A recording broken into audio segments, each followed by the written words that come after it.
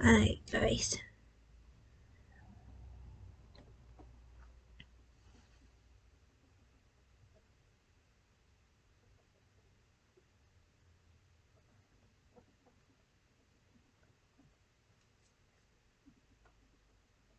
Let's do Bonnie and Clyde.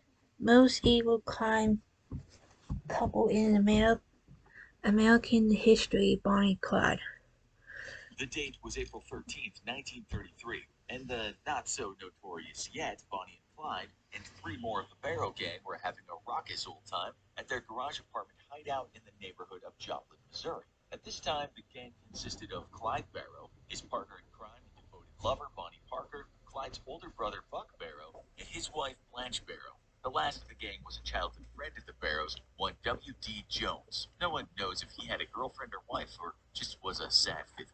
For days on end, the quintet of criminals had been chugging liquor, chain-smoking cigarettes, and running card games, much to the chagrin of their neighbors whose peace and quiet had been momentarily spoiled. That day, during yet another long session on the booze, one of the neighbors decided enough is enough and called the Joplin Police Department. The cops, hearing the tales of what was apparently going down in that house, assumed bootleggers were hiding out there. This was, after all, the era of prohibition in the USA.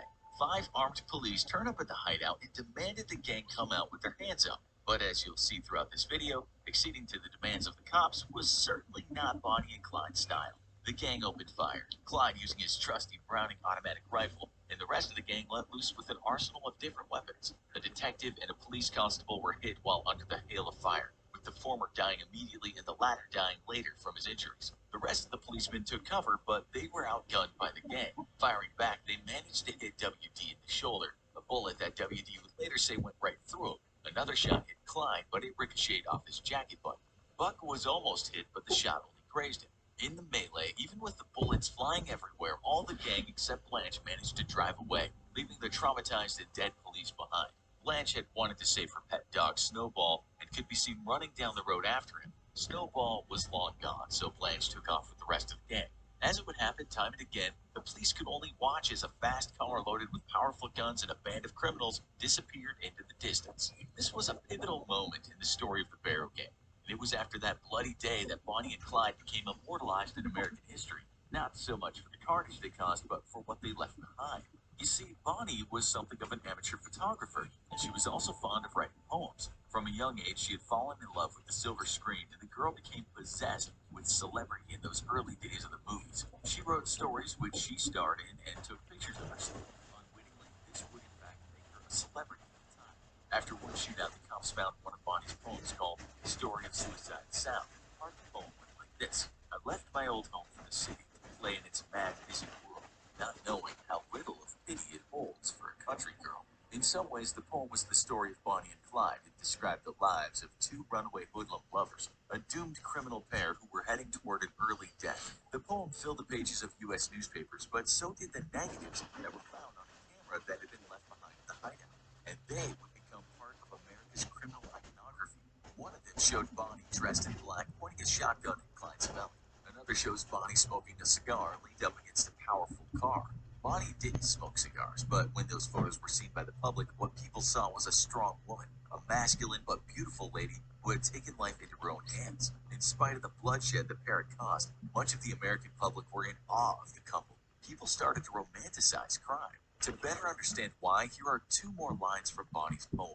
It takes more than lawyers and money when Uncle Sam starts shaking you down.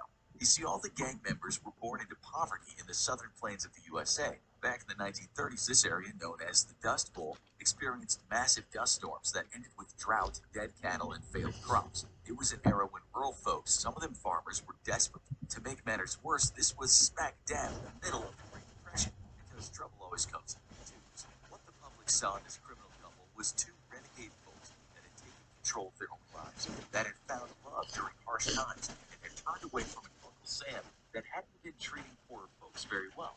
And Clyde certainly knew a thing or two about being poor.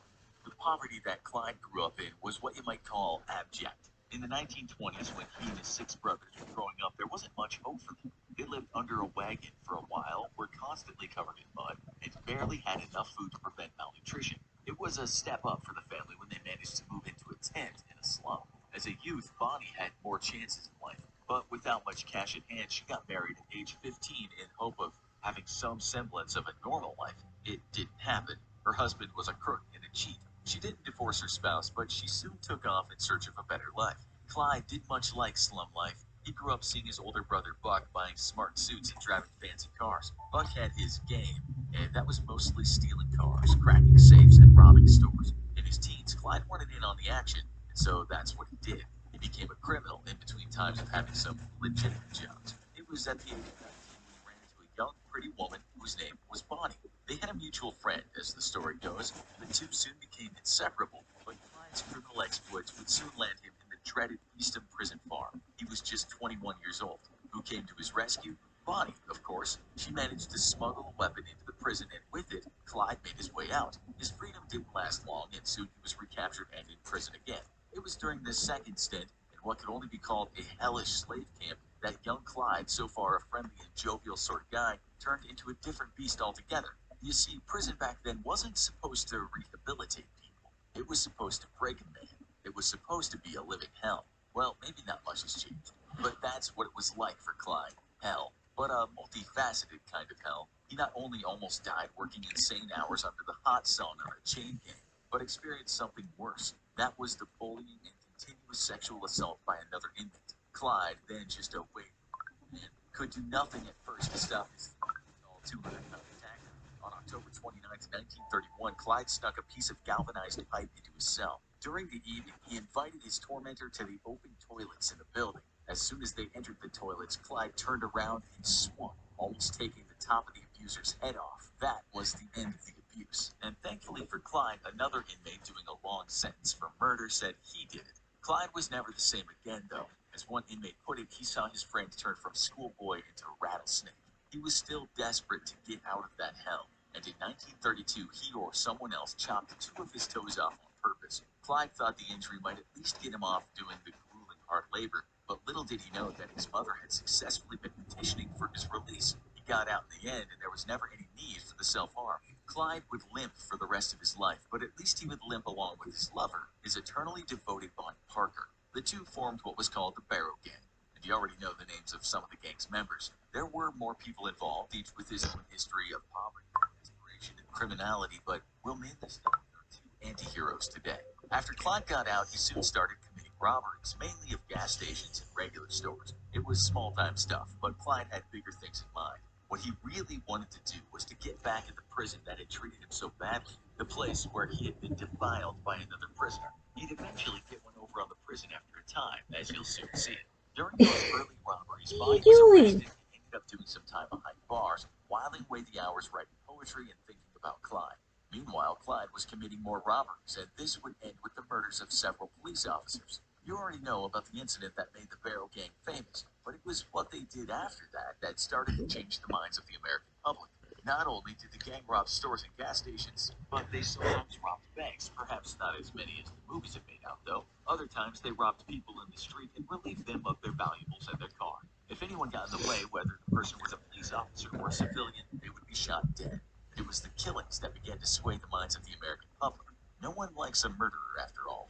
Each time the police would give chase, though, the gang would always get away.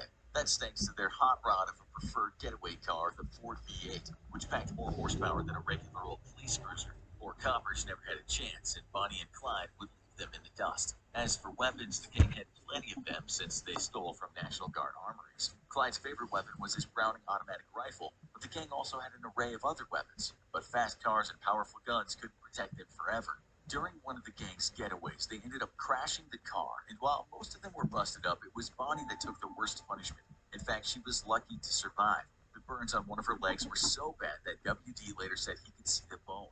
She was in agony and could hardly walk, so the gang decided to retreat to a farmhouse. In that particular town, they kidnapped the sheriff and a marshal, and later tried to commit another robbery so they could get provisions and medicine to help the injured Bonnie.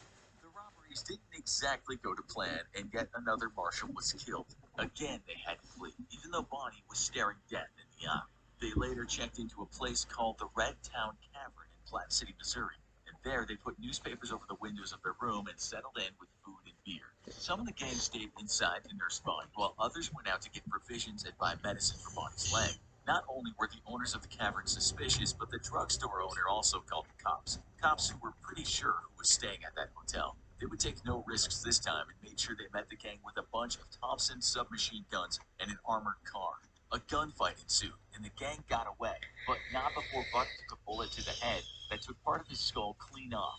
At the same time, his wife Blanche was almost blinded when glass from a blown-out windscreen sprayed into her face. These were not the best of times for the Barrow gang, with Buck looking so bad, a grave was dug for him. Surprisingly, he could eat and talk, even though a good chunk of his skull was missing. Blanche couldn't see a thing, and Bonnie could hardly walk. The group camped out at an abandoned amusement park in Iowa, and it was there that the cops would catch up with them again. This time, only W.T., Bonnie, and Clyde would get away. The almost dead Buck was helpless to do anything, and he was shot in the back. Meanwhile, his almost blind wife was easily captured. Buck died a few days later, and Blanche was arrested. Bonnie and Clyde took off and later split up with W.T., who was also later arrested. Now, it was just the two of them. They were desperate and war-torn, and Bonnie was still treating some very nasty burns. Clyde, however, had some unfinished business. Despite all their troubles, in January 1934, Clyde somehow managed to break out a number of prisoners at the Easton Prison Farm, the place he most hated in the world.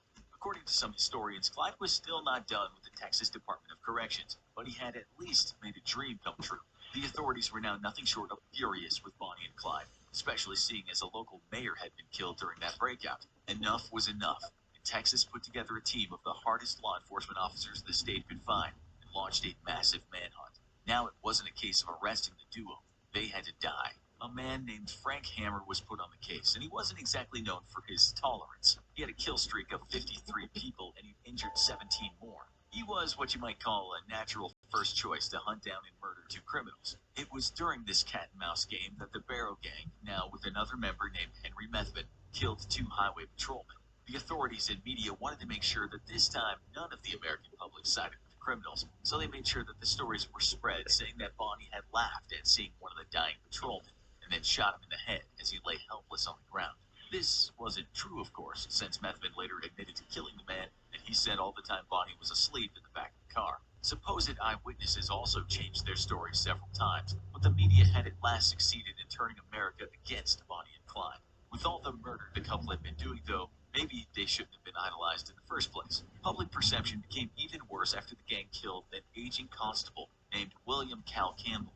Now, there was a bloodlust for Bonnie and Clyde. Their outlaw celebrity status now only served to foment hatred with the public. What happened next has been speculated and argued over for decades, but we know for certain that on May 23, 1934, Hammer and a posse had set up a roadblock on the Louisiana State Highway. They learned that Bonnie and Clyde would be traveling down that road to rendezvous at Methvin's father's house. Instead, the cops got old man Methvin, some accounts say by force, and had him wait with his car in the road as if he had broken down.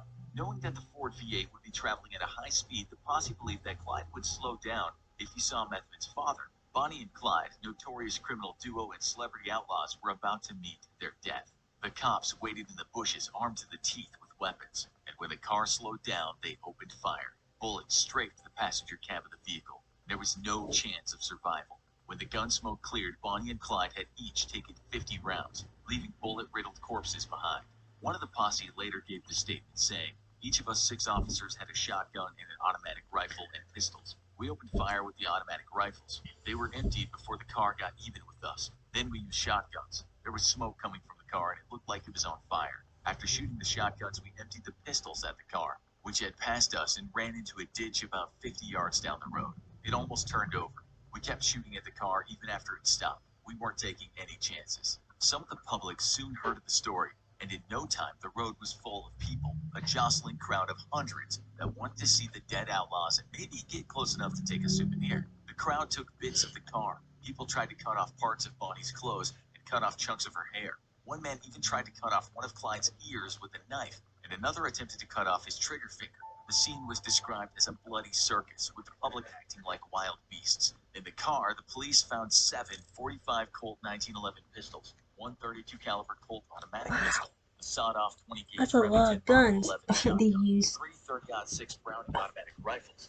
a double-action Colt revolver, a sawed-off Winchester 10 gauge lever-action shotgun, and a 380 caliber Colt automatic pistol. Bonnie and Clyde had one final wish in life, one they had dreamed of even before they knew the end was near. That was, they wanted to be buried side by side. It didn't happen, though, because Bonnie's family didn't want it that way. Nonetheless, thousands upon thousands of people showed up at the funeral just to get a look at the two outlaws they had loved and hated in equal measure. Early gang member W.T. Jones, as well as 19 people who were family and associates, ended up in court in 1935. Jones did his time in prison and lived long enough to watch the 1967 movie, the now classic Bonnie and Clyde. When the movie ended, news reporters were there to ask W.T. how he felt about it. His response was, it made it all look sort of glamorous. But like I told them teenage boys sitting near me at the drive-in showing, take it from an old man who was there. It was hell. Now you have to watch Machine Gun Kelly. Alright guys, I will see you in my fifth video, so I'll see you then.